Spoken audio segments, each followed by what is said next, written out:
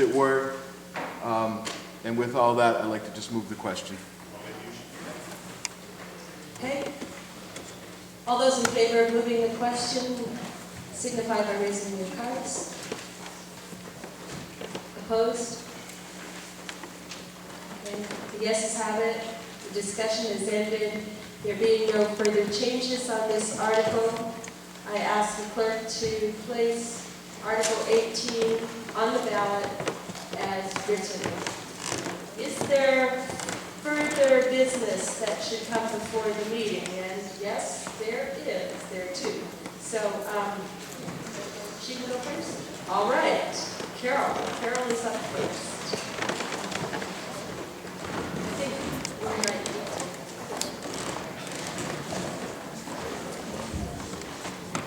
Carol Ruther, speaking as acting chair of the Budget Committee. At a late January meeting with the selectmen, I respectfully asked that the opinions of the Budget Committee be placed on articles along with the opinions of the Budget Committee, the Select Board. And it was a vote taken, and we were shot down basically 2-1, that the Select Board did not want our opinions on the warrant article moving out. According to RSA 4013, allows any town operating under the official ballot referendum SB2 system to require that the numeric tally of an advisory or official budget committee, we're advisory here, and all votes of the governing body, in other words, the select board, be printed on the ballot next to the affected article. A vote to include the numeric tally under this law authorizes the town to include these recommendations on separate warrant articles as well as ballot questions, in addition to special articles and vote limiting cost items of collective bargaining agreement. This is in either case, the town may authorize this by a vote of a town meeting. This is a town meeting. I'd like you all to authorize that vote, please, that the Budget Committee would work very hard to support the budget that was originally generated by the Select Board, and has brought numerous things to their attention, that our voices be expressed as well on that Select Board, so that you can hear multiple opinions of what goes on. So, I need that in the form of an official article so that we can give it to the clerk. okay, so Can you reword that in Comply with the statute. pardon? Comply with the statute. Comply with the statute and place the recommendations of the budget. I would like to move that we comply with the statute and place the recommendations of the Budget Committee on the articles as well. Also, Does everybody understand what is going on? We'll have a discussion now on Carol's proposal. Yes, Rich? I just have a question. If that were on there, would it say that it's an advisory, that it would say advisory? It's legal. It's legal. No, I understand. Yes. But there's a difference between statutory Yes. budget committee and advisory. That's what committee. we're calling Right. advisory. And that's what you're proposing anyway, so just to be clear. Is there further discussion? There is. Are you requesting all your names go on, or do the advisory through? No, the tally of the group, just like the Select Board puts, two in favor, one opposed, the same type of thing. Yes, Bob. just as a point to Carol's point. Louder, please. Just as a point to Carol's position, I know that the advisory committee is working with the select board. And I know towards the,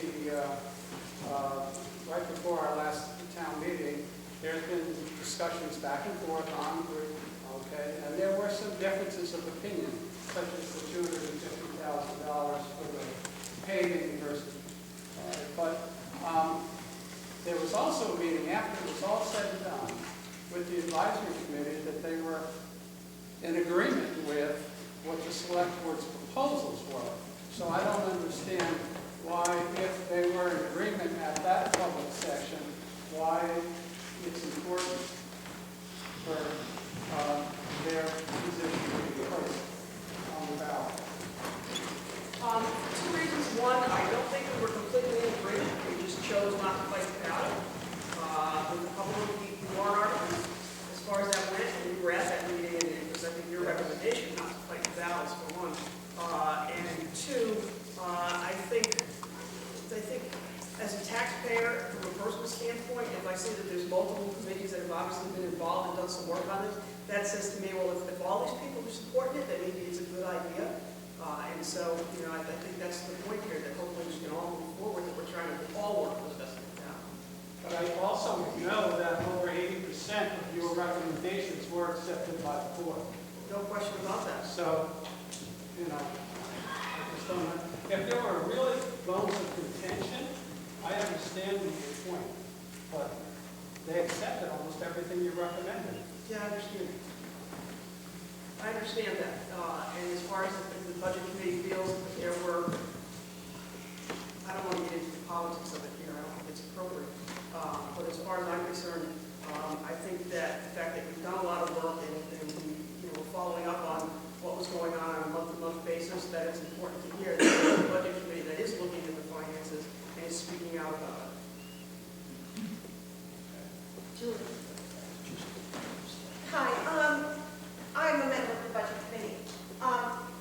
And when I look at one of these articles, and I see that the selectmen were unanimous, 3-0, and I look at it and that the selectmen were in favor of it, 2-1, I look at that article differently.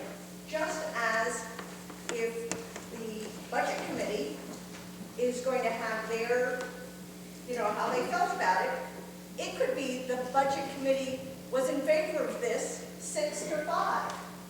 It could be that the Budget Committee was in favor of it 11-0. In my brain, I look at those two things very differently, and when this comes to my door, when the selectmen send these out so that we can all be thinking about them, I can ask more questions. So I think it's very important. Yes, they took a lot of our recommendations. Our recommendations were not necessarily 11-0 or 12-0, however many people we had. We got so many injuries this year. And so I think it's very important that our vote on each of these articles goes on there for your information, so that you also can then say, oh yes, everybody's in favor of this. They've done their research, we hope they've done the research, must be okay. Or, boy, there was a lot of discussion in that one, let me ask some more questions. So I think that's the reason why. I'm Ellen Chase from East Alstead. I thought the whole reason that the Budget Committee was formulated was because people had, there was a lot of skepticism in town about legitimacy and so on. And I think that having the opinions of the Budget Committee in an obvious place on the ballot gives more, it reassures the public and gives more legitimacy to the select board. So I think that it's important to have that input available. I think Carol's writing it down so that I can read it. Chris? I'm just going to offer my 2 cents worth here. Can everybody hear me? All right. At a selectmen's meeting a year and a half ago or something like that, I made a motion that said, these meetings are kind of crazy. Why don't we put together an advisory budget committee to help the selectmen and to advise the public? And the selectmen went forward with that amendment, with that motion that I had made, and we've got this. When the question came up as to whether the recommendation should be on the ballot or not, I kind of cast the deciding vote in this, as in Rock was opposed to it, Joel was all for it, and I had to base it on what I had been told by citizens in the town following last year's election. I had a lot of people say it was confusing. Why is there an advisory committee on the ballot? And what right do they have to put that on? I'm a citizen. Can I put, here's my opinion that goes on there? So that's why I voted the way I did. What I did today was to second the motion to put that on there, because I don't think it's really right for the selectmen to decide whether that goes on. I think it's right for the town meeting to decide whether or not you want that information on. That's my 2 cents. Dan? And girl, I was on the budget committee when it was formed and then had other responsibilities and got off. If we want a budget committee and we want people to spend the time, I think it's really essential that their work be shared with everybody and not with just the selectmen. It was one of the stimuluses of why these people over there spend all this time is that they have a real feeling of responsibility and that all of you are going to watch them and value their suggestions. They hold open meetings, and if you don't, if it isn't shared, then the question is what happened to open government? It becomes a sort of a secret advisory group to the selectmen. I don't think that's what we want. I think we want a group of people who take a fresh look at what's going on and then share their thoughts with everybody. And I think that's what's been happening, and I was amazed this year. When I saw this stuff, I didn't know what my friends had come up with themselves. And one last thing to Dan's point, the article that was amended to go to $250,000 for paving, the budget committee did not agree with the select board, they knocked it down. So that's a prime example of where you had 2 committees in disagreement. We had decided, as I indicated with Bobby, that we weren't going to fight it because we were going to do this other stuff. But I think if there had been a vote, if it had been left with 180 and there had been a vote, it might have shown that committees were in disagreement, and it might have spurred people to ask some questions. So thank you for mentioning that. Is there further discussion? Okay, believe me, I'm all for the budget. Absolutely 100% behind what they do. Because I think it's important because they're citizens of it and they're not, elected representatives of the town. So it gives them a valid point. They work really, really hard. Okay, I want to just make that statement. But the opportunity for the budget committee to voice their opposition to happened today. Okay, a member of the budget committee brought up the $252,000, rightfully so, and then it became the voters' opportunity to approve or disapprove that. So they have it, the budget committee has the opportunity to present those differences of opinion. I wish there were 500 people here to hear it, but I don't think necessarily it needs to go on a ballot because the ultimate responsibility lies with the select board as to what goes on that ballot, along with the changes that come through from this meeting. And I just think they've had their opportunity to make their points. Are there further comments? Then I would like to take a vote, and I will read this as Carol has prepared it.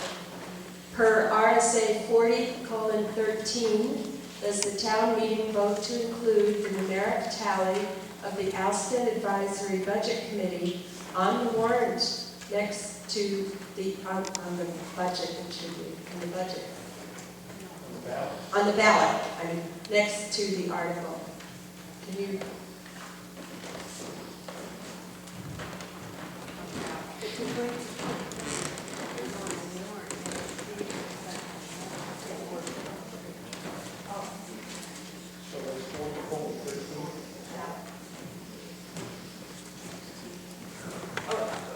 If it's going to be next year on the warrant, it should mention the warrant. My mistake, on the warrant.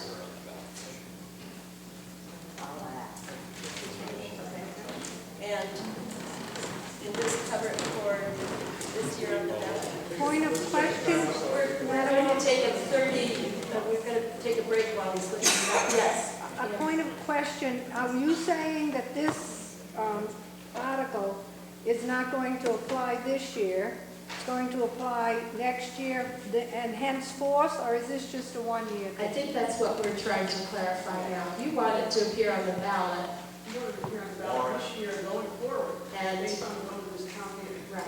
That's what we're kind of And researching. that's But you what, want to also mention warrant if you want it on the warrant. But is it for that this year, or does it have to wait till next year when the people vote on it? no,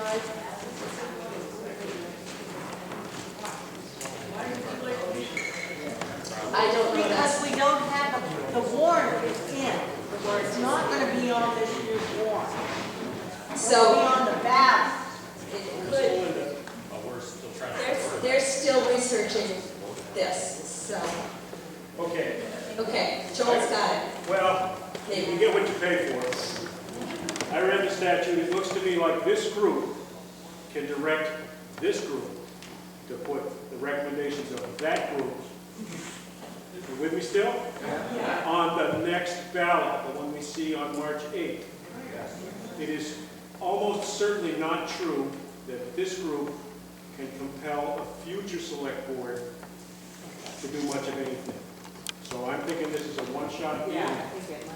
And as near as I can tell from reading the statute, this is entirely cool within the deliberative session period. So that, the word warrant really needs to be changed to ballot. To ballot. In my constitutional. If it said ballot, it had to be ballot. Because the ballot comes after the warrant. You. I know. And I'm what?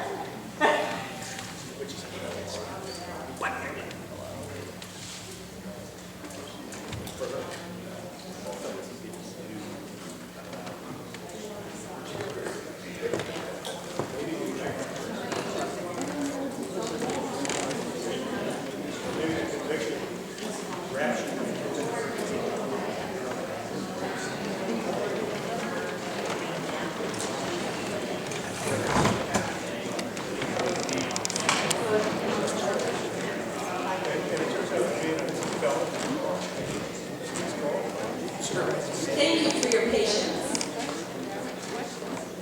So to clarify, per RSA 4013, does the town meeting vote to include the numeric tally of the Alstead Advisory Budget Committee on the ballot next to the warrant article?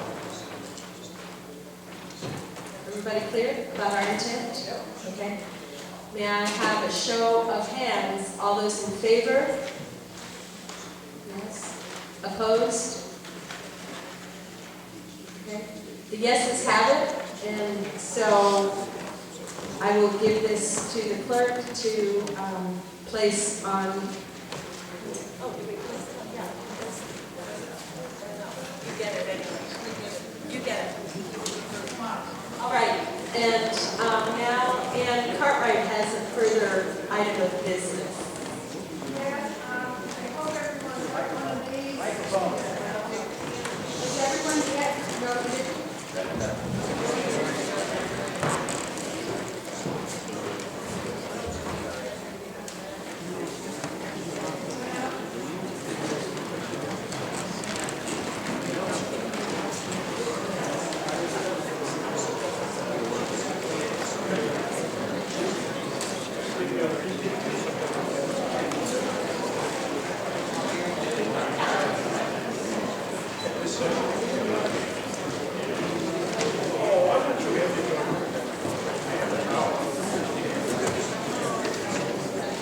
Okay, can everyone hear me?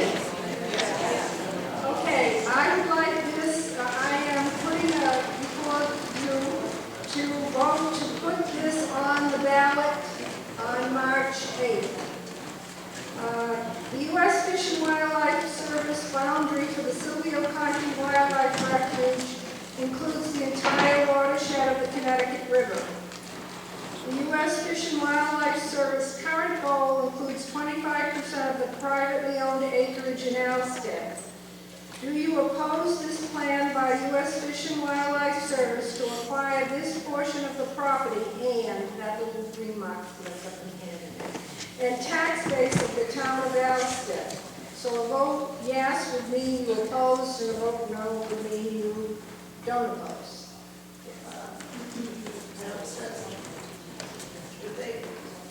selectmen to purchase one. They can either purchase or they can take an easement on. The current statute in the state of New Hampshire, which was placed in 1935, has a whole procedure that has never been followed concerning them taking land for these purposes. One of the things that they put in that statute in 1935 was a 2%, they can only take up to a 2% of the acreage of the state. That's a protection for the state. And a 5% of the taxable income within any one town. And the other option, the thing they put in is that a land use board, which no longer even exists, but I'm working with the legislature, this has been brought up before the legislature that this law has not been enforced, allows the town, after being notified, that the town itself can vote whether or not they want this to happen. Now, the reason I brought this is the focus area plan for Alstead does include my husband and our tree farm. They can't take your property. They have the right of eminent domain, but they tell us that it is not used, but they do have that right. Okay, but they did say they would not use the... That's what they said at the hearing. Okay. Now, by placing this on the ballot, you give everyone in the town who votes, the citizens of Alstead, the opportunity to say yes or no on this question. It also can send a message to the U.S. Fish and Wildlife. I would present this to the legislature because I've been testifying at hearings on this in Concord, that the wishes of the group. I personally would hope you would support those of us who are under the gun or mantle of this on our property, which can affect property values. It also will affect the town. It affects the town because the federal government does not pay property taxes. They do have in their thing, they tell you that if the money is appropriated by the federal government, they will pay a fee in lieu of taxes. However, I can tell you that up in the Umbagog National Wildlife Refuge that U.S. Fish and Wildlife has up in northern New Hampshire, they do not, first of all, they bulldoze down the houses if there's houses on the property. So they don't pay any lieu of taxes on that. But also the land itself, they have only, it started out fairly good, their money in lieu of taxes. But now it's gone down to only 21%. And they say it's because the funding. Now we know how that goes with special education. They have never